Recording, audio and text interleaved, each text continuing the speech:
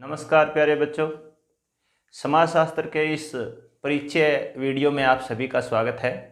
मैं विनोद कुमार, प्रवक्ता समाजशास्त्र, राजकीय वरिष्ठ माध्यमिक विद्यालय सजुमा कैथल, इस व्याख्यान में आपका हार्दिक स्वागत करता हूं। प्यारे बच्चों, कक्षा 11 के लिए समाजशास्त्र विषय के परिचय के ध्यान में रखते हुए ये वीडियो हम बनाने जा रहे हैं और इस वीडियो में आपको इस बारे में बताया जाएगा कि समाजशास्त्र जो कि आपके लिए एक गैर परंपरागत या नवीन विषय है, उस विषय में आप क्या पढ़ने वाले हैं, किन बातों को लेकर के उस विषय में चर्चा होती है और उस विषय का जो जन्म है वो कहाँ से किस प्रकार से हुआ, विद्वानों के उस विषय के बारे में क्या मत है, भारत में उस विषय का जो विकास है वो क्या किस स्तर तक किन लोगों के द्वारा या किन विद्वानों के द्वारा किया गया। तो जैसा कि आज के विषय को आप मेरे पीछे बोर्ड पे लिखा हुआ देख पा रहे हैं, समाजशास्त्र विषय है और विषय का उपविषय जो है वो विषय के परिचय के बारे में ये व्याख्यान रहेगा। समाजशास्त्र प्यारे बच्चों एक अपेक्षाकृत नवीन विषय है। 10वीं तक आप सामाजिक विज्ञान में 4 भागों के रूप में सामाजिक विज्ञान पढ़ते आए हैं। इतिहास जो कि आपके वरिष्ठ माध्यमिक स्तर पे 11वीं में एक स्वतंत्र विषय के रूप में पढ़ाया जाएगा। नागरिक शास्त्र लोकतांत्रिक राजनीति की पुस्तक से आप पढ़ते आए हैं, राजनीतिक विज्ञान के रूप में पढ़ाया जाएगा।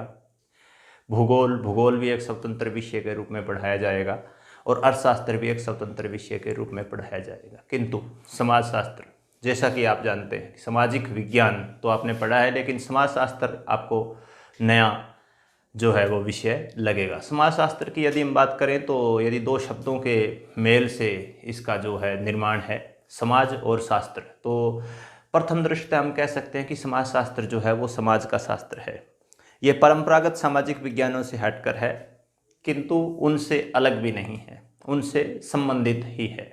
तो एक तरीके से नवीन है। नवीन इस तरीके से कि जो 4 परंपरागत विषय आपने 10वीं तक पढ़े हैं उसमें आपने इसका जिक्र नहीं सुना है और उनसे संबंधित इस अर्थ में है कि इतिहास से भी समाजशास्त्र का संबंध है, अर्थशास्त्र से भी समाजशास्त्र का संबंध है, भूगोल से भी है और राजनीतिक व्यवस्था, नागरिक शास्त्र या लोक प्रशासन से भी समाजशास्त्र का संबंध है। तो इस प्रकार से समाजशास्त्र जो है आपका वो एक नवीन विषय है, किंतु परंपरागत विषयों से संबंधित भी है।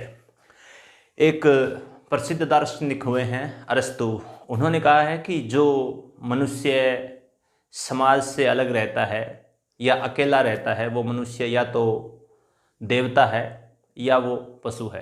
अर्थात अरस्तु के अनुसार ऐसा मनुष्य जो अकेला जीवन यापन कर सकता है, समाज में नहीं रहता है, वो व्यक्ति सामान्य व्यक्ति नहीं है, या तो वो व्यक्ति देवता है या वो व्यक्ति पशु है। तो इस बात से जैसे हमें ये पता चलता है कि मनुष्य जो है वो समाज में रहता है, एक सामाजिक प्राणी है। Man is a social animal, ये आपने सुना होगा। यहाँ इसका अभिप्राय ये है कि मनुष्य समाज में रह करके अपनी आवश्यकताओं की पूर्ति करता है। जैसा कि आप जानते हैं कि कोई भी मनुष्य जो है वो आत्मनिर्भर नहीं है। एक मनुष्य दूसरे मनुष्य पर निर्भर है, परस्पर निर्भरता है, ये समाज का निर्माण करती है। मनुष्य समाज में एक दूसरे पर निर्भर रहता है, वह सामाजिक संबंध बनाता है और सामाजिक संबंध बनाने के इस प्रक्रिया में वह कई प्रकार के रिश्तों, नातों, सामाजिक बंधनों से बंधा हुआ होता है। और समाजशास्त्र जो है प्यारे बच्चों वो मनुष्य के इन्हीं सामाजिक संबंधों, इन्हीं सामाजिक बंधनों और इन्हीं आत्मनिर्भरता के संबंधों का अध्ययन करता है। तो इस प्रकार समाजशास्त्र जो है वो मनुष्य के पारस्परिक क्रियाओं और संबंधों का जो अध्ययन है वो करता है। यदि हम बात करें कि समाज क्या है, क्योंकि हम ये बात कर चुके हैं कि मनुष्य एक सामाजिक प्राणी है। सामाजिक प्राणी इस अर्थ में है कि वो अकेला नहीं रहता, वो समाज के साथ रहता है। तो यदि हम समाज की बात करें तो समाज क्या है, ये एक बड़ी बात है।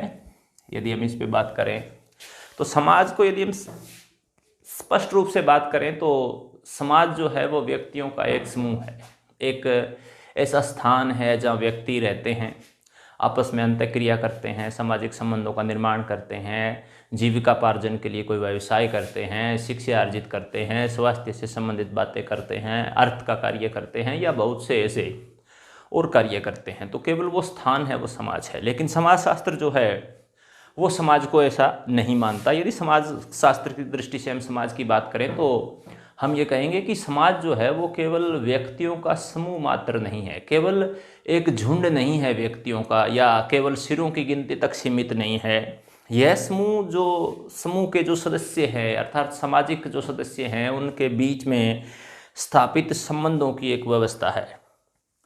तो जैसा कि राइट महोदय है, एक विद्वान हैं, वो कहते हैं कि समाज व्यक्तियों का समूह नहीं है, बल्कि ये समूह के सदस्यों के बीच संबंधों की एक व्यवस्था है। और मैकाइवर कहते हैं, मैकाइवर एवं पेज जो है वो कहते हैं कि जो समाज है हमारा, समाज सामाजिक संबंधों का जाल है, सामाजिक संबंधों का जाल है। Society is a web of social relations, ऐसा मैकाइवर और पेज मानते हैं।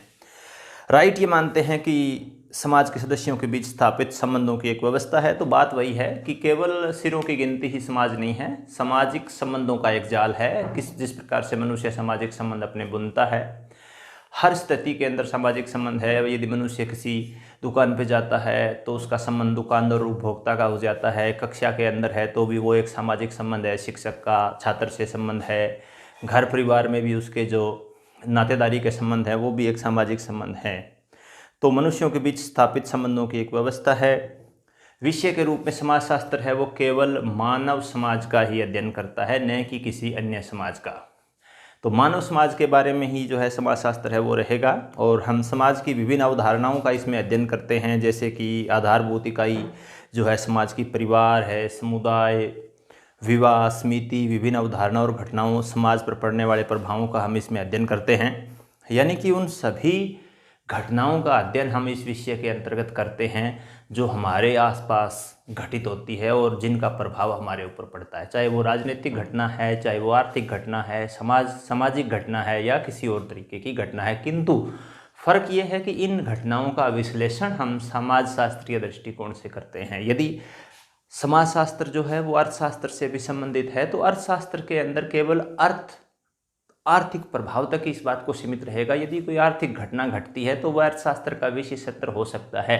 किंतु यदि कोई आर्थिक घटना घटती है और उसका समाजशास्त्रीय जैसे हम संबंध जोड़ते हैं तो हम इस बात का विश्लेषण करते रहते हैं कि उस आर्थिक घटना का समाज पर सामाजिक प्रभाव क्या पड़ेगा। जैसे कि यदि आय में वृद्धि होती है तो आय में वृद्धि होना जो है वो एक अर्थशास्त्र की इतनी की घटना है कि आय में वृद्धि हो गई है, उसके पीछे के वो कारण ज्ञात कर सकते हैं। लेकिन हम इस बात में ज़्यादा रुचि रखेंगे कि जो आय में वृद्धि होने के फलस्वरूप व्यक्ति के सामाजिक संबंधों में क्या परिवर्तन आता है, उसके सामाजिक जीवन में परिवर्तन क्या आता है। तो इस प्रकार से जो हमारे आसपास की जो घटनाएं हम देखते हैं अपने आसपास प्यारे बच्चों, उन्हीं का हम समाजशास्त्र में अध्ययन करते हैं।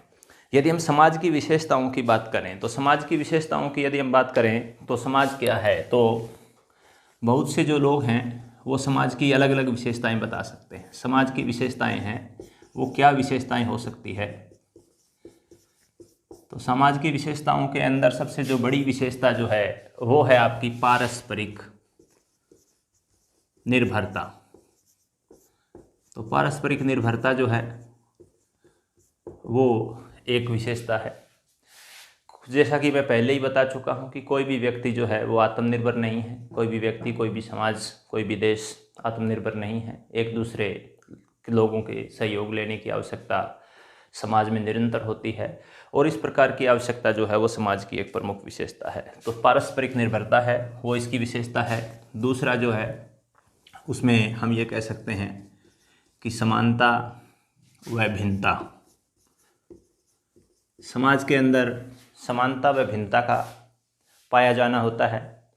कोई भी ऐसा समाज नहीं है जो पूर्ण रूप से समानता पर आधारित हो और कोई भी ऐसा समाज नहीं है जिसमें पूर्ण भिन्नता पाई जाती हो। अर्थात कुछ चीज़ों में समानता पाई जाती है, कुछ चीज़ों में भिन्नता पाई जाती है। कुछ चीज़ें ऐसी होती है जो सार्वभौमिक रूप से सभी भौगोलिक क्षेत्रों में और सभी समाजों के अंदर जो है वो समान पाई जाती है। जैसे परिवार की संस्था है वो किसी न किसी रूप में हर समाज में, हर समुदाय में विद्यमान है, तो समानता और भिन्नता है वो इसमें पाई जाती है। तीसरा जो बात है वो है अमूर्त या अमूर्तता।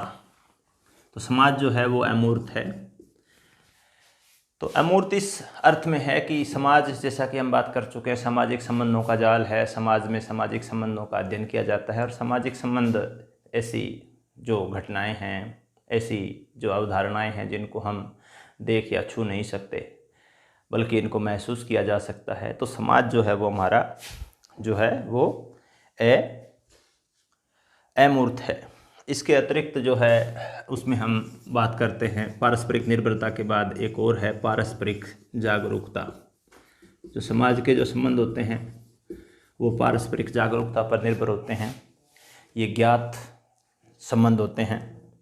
और इसके अतिरिक्त जो और एक विशेषताओं की यदि मैं बात कर रहा हूँ तो वो है सहयोग व संघर्ष की। यदि हम बात करें तो सहयोग और संघर्ष जो है वो लगभग सभी समाजों की विशेषता है, पाई जाती है। कोई भी ऐसा समाज नहीं है जिसमें सहयोग की भावना ना पाई जाती हो, लोग एक दूसरे का सहयोग ना करते हो, हम की भावना ना हो। कोई भी ऐसा समाज भी नहीं है जिसमें संघर्ष की भावना ना हो। संघर्ष प्रतिस्पर्धा से आगे की स्थिति है और ऐसी स्थिति है जिसमें सीमित संसाधनों के लिए जो लोग हैं वो संघर्ष करते हैं। तो हर समाज में किसी न किसी रूप में संघर्ष है वो विद्यमान रहता है। आमतौर पे प्रत्यक्ष और अप्रत्यक्ष संघर्ष की बात होती है। सहयोग में भी प्रत्यक्ष और अप्रत्यक्ष सहयोग की बात होती है। मनुष्य एक दूसरे का सहयोग करते हैं उसके लक्ष्यों को प्राप्त करने के लिए। तो इस प्रकार से हम जो समाज के बारे में बात है वो कर चुके हैं। और समाज के बारे में बात करने के बारे में अभी तक हमने जो है वो समाजशास्त्र में किन बातों के ऊपर बात की जाएगी वो बात की। फिर हमने थोड़ा सा एक उसका दूसरे हमारे आसपास के जो परंपरागत सामाजिक विज्ञान हैं उनके साथ उसके चर्चा की। और समाजशास्त्र पे चर्चा करने से पहले थोड़ा सा आपको समाज के बारे में बताया कि समाज क्या है। जैसा कि मैं कई बार की परिभाषा आप मेरे पीछे लिखी हुई देख पा रहे हैं, समाज सामाजिक संबंधों का जाल है, ये बताई जा चुकी है समाज की विशेषताओं से। तो अब आपको थोड़ा जैसे इस बात का आभास हो गया है। तो हम समाजशास्त्र के शाब्दिक अर्थ के बारे में यदि हम आगे बात करें तो समाजशास्त्र का जो शाब्दिक अर्थ है वो मैं आपको बता चुका हूँ कि समाजशास्त्र जो है वो समाज और शास्त्र दो शब्दों का मेल है। समाज और शास्त्र दो शब्दों का जो मेल है, उसके बाद यदि हम इसके शाब्दिक उदय की बात करें कि कहाँ से ये शब्द आया है, तो ये दो भाषाओं के मेल से बना हुआ शब्द है। जो अंग्रेजी का शब्द है सोशियोलॉजी, सोशियोलॉजी जो शब्द है ये एक तो जो है वो लैटिन भाषा का शब्द है। लैटिन भाषा का शब्द है सोशियस। सोशियस अर्थात समाज। और एक जो दूसरा शब्द है आपका ग्रीक भाषा का शब्द है, ग्रीक भाषा का शब्द है लोगस। तो कुल मिलाकर के दो शब्द हैं सोशियस प्लस में लोगस, अर्थात सामाजिक प्लस में विज्ञान या शास्त्र। तो ये शाब्दिक बात करें तो लैटिन भाषा के शब्द सोशियस और ग्रीक भाषा के शब्द लोगस से बना हुआ है। सोशियस लोगस अर्थात सोशियोलॉजी सामाजिक विज्ञान, समाज का विज्ञान या समाज का शास्त्र।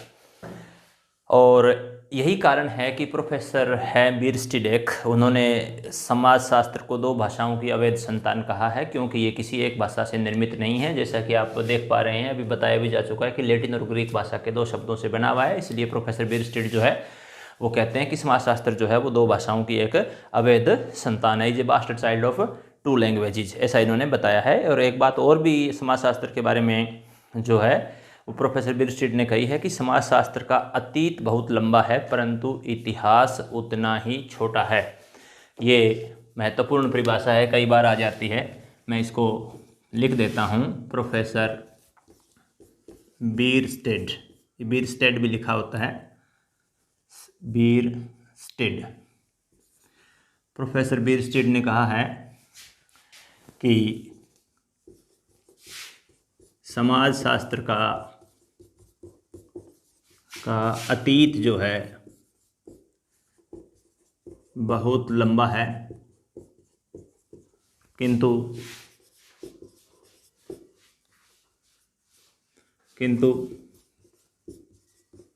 इतिहास बहुत छोटा है। तो इन्होंने ये बात कही है, तो ये काफ़ी महत्वपूर्ण परिभाषा है। और जो पहले मैं बता चुका हूँ कि कई बार प्रश्न आ जाता है कि कौन से विद्वान ने समाजशास्त्र को 2 भाषाओं के अवैध संतान कहा है, उसका उत्तर भी प्रोफेसर बीरस्टिड है। और बीरस्टिड की ये परिभाषा भी काफ़ी महत्वपूर्ण है। समाजशास्त्र का अतीत बहुत लंबा है किंतु इतिहास बहुत छोटा है। ये कहने में प्रोफेसर बीरस्टिड क्या कहना चाहते हैं, वो ये कहना चाहते हैं कि समाजशास्त्र का जो अतीत है वो बहुत लंबा है। अतीत बहुत लंबा होने का अर्थ क्या है कि समाजशास्त्र कहीं न कहीं पहले से उद्भव में है। हमारे सभी प्रकार के सभी धर्मों के धार्मिक ग्रंथों के अंदर इस बात का जिक्र है। बहुत समय से समाजशास्त्र का अतीत उतना ही पुराना है जितना कि मनुष्य का है, क्योंकि मनुष्य लगभग प्रारंभ से इस समाज में रहता है, किंतु इतिहास बहुत छोटा है, इतिहास उतना ही छोटा है। तो इसका अर्थ है कि स्वतंत्र विषय के रूप में जो है समाजशास्त्र एक बहुत ही नवीन विषय है और लगभग 150 वर्षों का इसका इतिहास है। और ये बात प्रोफेसर बीरस्टिड ने इसी अर्थ में कही है।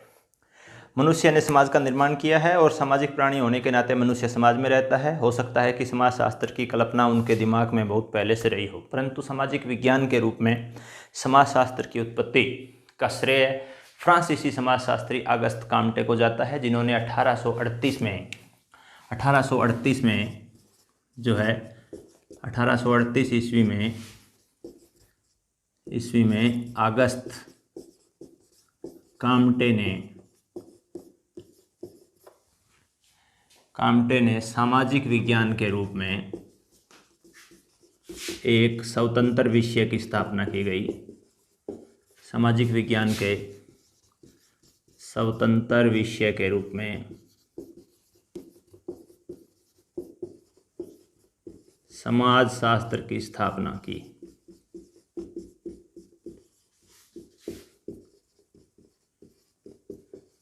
तो बता चुका हूँ जैसा कि अगस्त काम्टे जो हैं वो एक फ्रांसीसी समाजशास्त्री है, जिनका जन्म 1798 ईस्वी में हुआ था।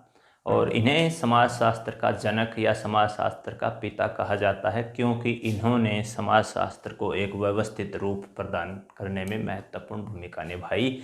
संस्थात्मक रूप से इन्होंने समाजशास्त्र की स्थापना की। समाजशास्त्र शब्द जो है उससे पहले इन्होंने समाजशास्त्र को 2 नाम दिए। एक नाम था सामाजिक भौतिकी,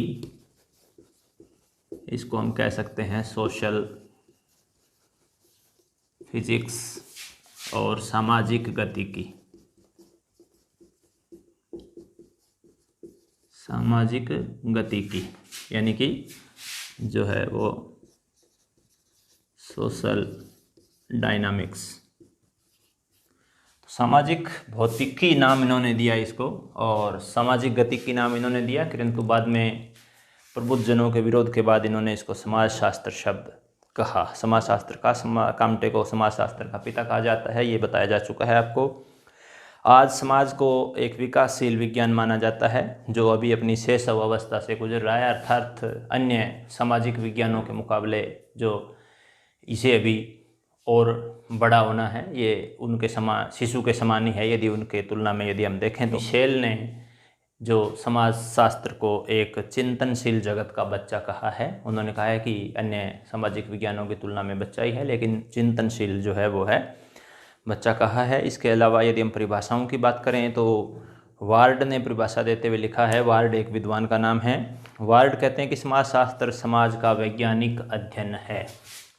तो वार्ड कहते हैं कि समाजशास्त्र जो है वो समाज का वैज्ञानिक अध्ययन है, अर्थात यदि हम समाज को विज्ञान की दृष्टि से देखें तो वो समाजशास्त्र के अंदर देखा जाता है।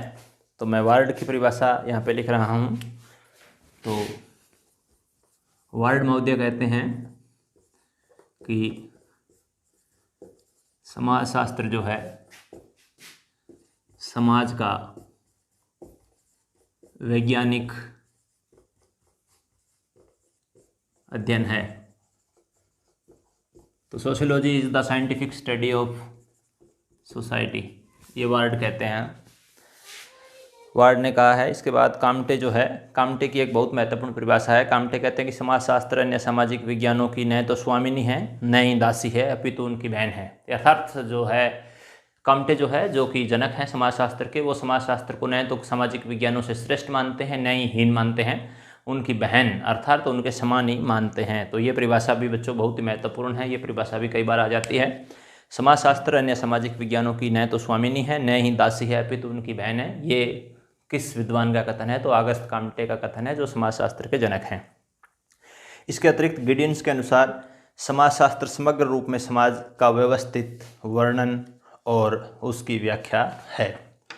तो इसका भी हमने बिल्कुल ध्यान रखना है। तो ये समाजशास्त्र की विभिन्न विद्वानों ने परिभाषा दी है। फिर हम समाजशास्त्र के यदि प्रकारों की बात करें कि समाजशास्त्र में जो अध्ययन है वो किस स्तर पे होता है, तो सबसे पहले हम बात करें व्यष्टि समाजशास्त्र की बात करें, माइक्रो सोशियोलॉजी जिसको हम कहते हैं। अर्थशास्त्र में भी होता है व्यष्टि अर्थशास्त्र, समष्टि अर्थशास्त्र। इसी प्रकार से व्यष्टि स्तर के ऊपर यानी कि एक इकाई के स्तर पे, सूक्ष्म स्तर के ऊपर जिन चीज़ों का अध्ययन किया जाता है वो जो है वो व्यष्टि समाजशास्त्र में आती है। जैसे कि आमने सामने की अंतक्रिया के संदर्भ में यदि हम मानव व्यवहार का अध्ययन करें, एक मानव को इकाई मान करके, तो वो व्यष्टि समाजशास्त्र है। और इसके बिल्कुल विपरीत जो है वो समष्टि समाजशास्त्र की अवधारणा है, मैक्रो सोशियोलॉजी जिसको हम कहते हैं। बड़े समूह, संगठनों और सामाजिक व्यवस्थाओं का अध्ययन जिसमें किया जाता है, यानी कि समष्टि स्तर के ऊपर बड़ी इकाइयों का जो अध्ययन है वो समष्टि समाजशास्त्र की यदि हम बात करें, मैक्रो सोशियोलॉजी की बात करें, तो बड़े समूहों, संगठनों और सामाजिक व्यवस्थाओं का अध्ययन इसमें किया जाता है। अर्थात बड़ी इकाइयों को एक समष्टि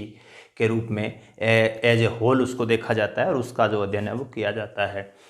तो यहाँ दो प्रकार से आपने देखा कि जो है व्यष्टि और समष्टि समाजशास्त्र के बात होती है। इसके बाद थोड़ा सा भारत में समाजशास्त्र विषय के बारे में आपका और विषय से परिचय करवाते हैं। तो भारत में प्यारे बच्चों समाजशास्त्र है वह एक बहुत ही नवीन विषय है, ये हम पहले ही चर्चा कर चुके हैं। सबसे पहले स्नातक स्तर पे यानी कि जो ग्रेजुएशन है या जो +2 के बाद जो बच्चे बीए करते हैं उस स्तर पर 1914 में मुंबई विश्वविद्यालय, वर्तमान मुंबई विश्वविद्यालय में समाजशास्त्र का अध्ययन शुरू हुआ। किंतु इस विषय का अपना कोई स्वतंत्र विभाग नहीं था। यह दर्शन शास्त्र, अर्थशास्त्र या लोक प्रशासन विभाग के अधीन ही पढ़ाया जाता था। 1919 में प्रोफेसर पैट्रिक गिड्स एक विद्वान हैं, प्रोफेसर पैट्रिक गिड्स मुंबई विश्वविद्यालय के अंदर प्रोफेसर थे। उनकी अध्यक्षता में समाजशास्त्र विभाग की स्थापना की और समाजशास्त्र में स्नातकोत्तर यानी कि एमए की कक्षाएं हैं इन लोगों ने शुरू की। तो एक किस्म से देखा जाए तो पैट्रिक गिड्स को ही भारत में समाजशास्त्र का संस्थापक कहा जा सकता है। किंतु आगे चल करके उन्हीं के शिष्य गोविंद सदाशिव घुरिये, जिनको हम जीएस घुरिये कहते हैं, उन्होंने भारत में समाजशास्त्र के क्षेत्र में अनेक कार्य किए और समाजशास्त्र को एक स्वतंत्र विषय के रूप में ख्याति दिलाने में उनका महत्वपूर्ण उनका योगदान रहा। और इसी योगदान के कारण हम वास्तव में गोविंद सदाशिव घुरिये को ही भारत में समाजशास्त्र का जनक मानते हैं।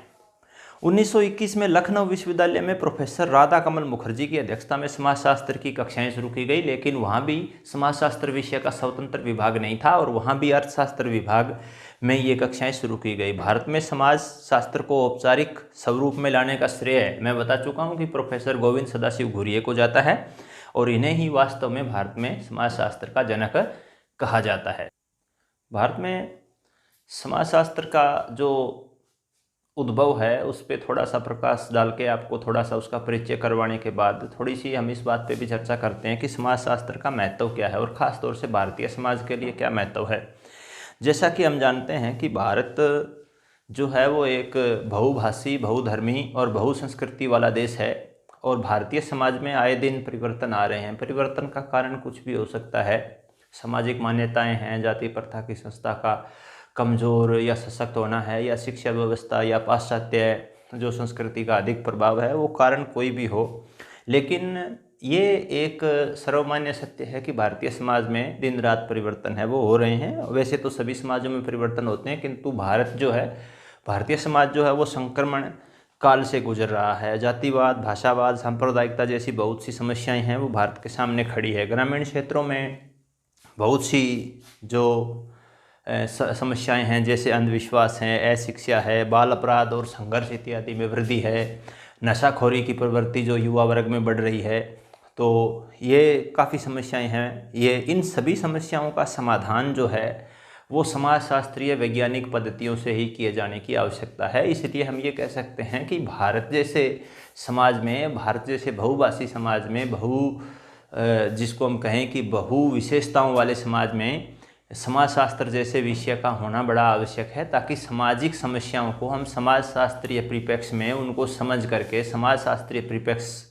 में सामाजिक अनुसंधान की विधियों का प्रयोग करते हुए उनका सटीक हल हम निकाल सकें। तो भारत में यदि हम समाजशास्त्र का ये महत्व है, और वैश्विक स्तर पे भी यदि हम बात करें, मनुष्य के स्तर पे भी यदि हम बात करें, तो बात यह है कि मनुष्य सामाजिक प्राणी है, और सामाजिक प्राणी को समाज में होने वाली घटनाओं के प्रति जागरूक भी रहना चाहिए। उसे उसके समाज में आने वाली समस्याओं के बारे में या नवीन अवधारणाओं के बारे में पता भी होना चाहिए। इस लिहाज से भी इस विषय का अपना महत्व है। तो यदि कुछ एक ऐसी और समस्याओं की यदि हम बात करें जिनके कारण भारत में समाजशास्त्र की आवश्यकता है, कई बार ये प्रश्न भी आ जाता है कि भारत में समाजशास्त्र के अध्ययन की क्या आवश्यकता है, या भारत में समाजशास्त्र के अध्ययन की आवश्यकता पर प्रकाश डालिए, या भारतीय समाज के लिए समाजशास्त्र क्यों महत्वपूर्ण है।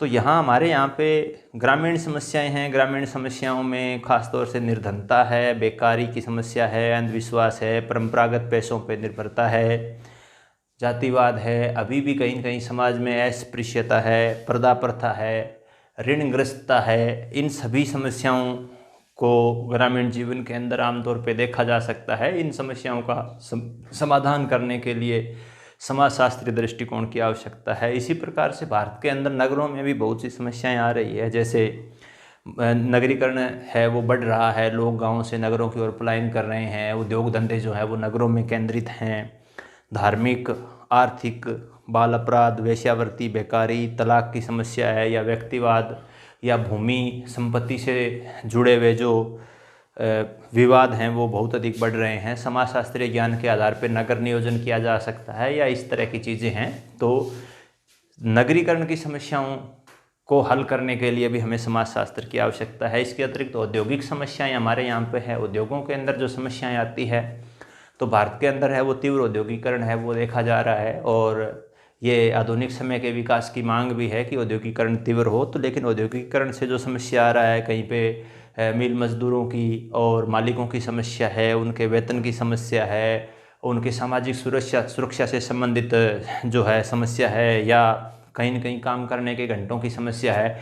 तो इस तरह की समस्याएं हैं वो औद्योगिक क्षेत्र में आ रही है। संगठित असंगठित क्षेत्र के जो मजदूर हैं उनको संगठित क्षेत्र में लाने की समस्या है, उनके सूचीकरण की समस्या है। तो बहुत सी ऐसी समस्याएं हैं जिनको हम समाजशास्त्रीय दृष्टिकोण से ही हल कर सकते हैं। तो यहाँ इसकी भी आवश्यकता है। जनजातीय समस्या है। भारत के अंदर जनजातियों की संख्या जो लगभग 5 करोड़ से अधिक है, और इनके जो जीवन है जनजातियों का वो समाज की मुख्य धारा से थोड़ा अलग माना जाता है। जब भी हम किसी व्यक्ति के सामने जनजाति के या किसी आदिवासी व्यक्ति की बात करते हैं, तो उसके मन मस्तिष्क में उस व्यक्ति की अलग ही छवि आती है। तो इन लोगों की जीवन शैली, विश्वास, परंपराएं थोड़ा भिन्न है, और इन भिन्नताओं की समस्याओं को समाजशास्त्रीय दृष्टिकोण से हल किया जा सकता है। इसके अतिरिक्त आर्थिक समस्याओं का निदान करने के लिए भी समाजशास्त्र की आवश्यकता पड़ सकती है। शैक्षणिक समस्याएं हैं, राजनीतिक और सांप्रदायिक समस्याएं जो है वो, ये इन सभी समस्याओं का हल हम समाजशास्त्र के अंदर ही कर सकते हैं। तो प्यारे बच्चों,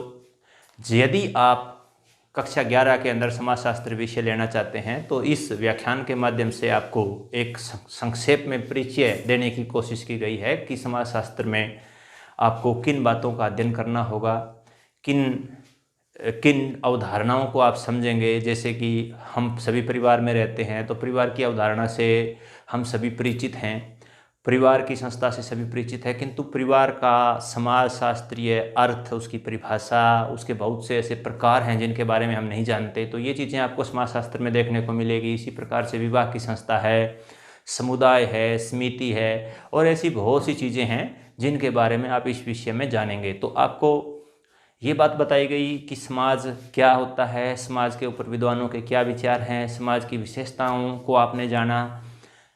पश्चिम में या यूरोप में समाजशास्त्र का जो विकास है या उद्भव है उसके बारे में आपने जाना। भारत के अंदर समाजशास्त्र के विकास के बारे में आपने जाना कि कहाँ से शुरू हुआ, किस तरह से हुआ, भारत में महत्व क्या है या इसकी आवश्यकता क्या है, इसके बारे में आपने जाना।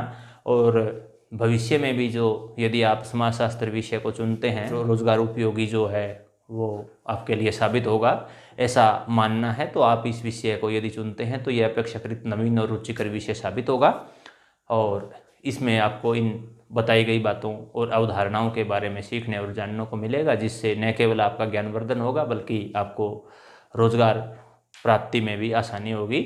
तो जो छात्र जिन्होंने इस वीडियो को ध्यानपूर्वक देखा होगा उनको ये ज़रूर समझ में आया होगा, ऐसी हम उम्मीद करते हैं। धन्यवाद।